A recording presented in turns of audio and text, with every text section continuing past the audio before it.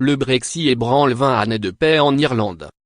Négocié sous les auspices des dirigeants britanniques et américains d'alors, Tony Blair et Bill Clinton, l'accord dit du Vendredi saint a instauré le partage du pouvoir régional à Belfast entre les protestants, dont la plupart veulent rester dans le Royaume-Uni, unionistes, et les catholiques, qui s'identifient à la République d'Irlande, républicains. Lire aussi. 20 ans après l'accord du Vendredi saint, l'Irlande toujours à fleur de peau. Approuvé par référendum au nord comme au sud, il est le fruit d'un savant compromis. Dublin a renoncé à revendiquer l'Irlande du Nord tandis que Londres a accepté qu'un vote populaire puisse dans l'avenir mener à la réunification et donc à la perte de sa province. L'IRA et les groupes paramilitaires protestants ont été démantelés des deux côtés.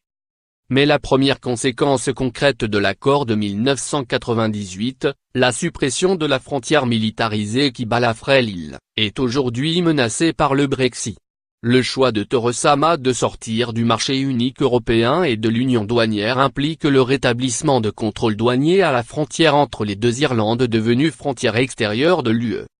Or, les postes frontières risquent de servir de cible aux groupuscules paramilitaires résiduels.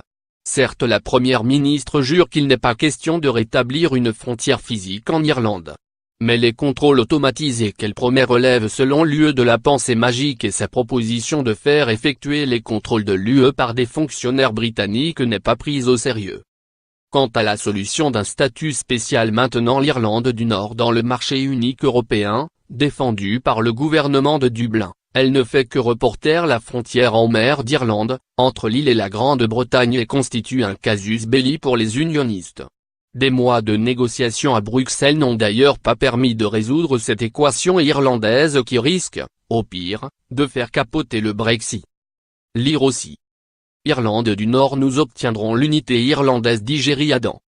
Alors que l'Irlande du Nord a voté à 55,8% pour rester dans l'UE, le Brexit imposé et négocié par Londres remet plus globalement en cause l'équilibre de la paix. L'appartenance conjointe à l'Union européenne avait permis de relativiser les questions identitaires. L'accord de 1998 permet à tous les habitants de l'île d'obtenir un passeport de la République d'Irlande et donc aux Nord-Irlandais d'acquérir la double nationalité britannique et irlandaise.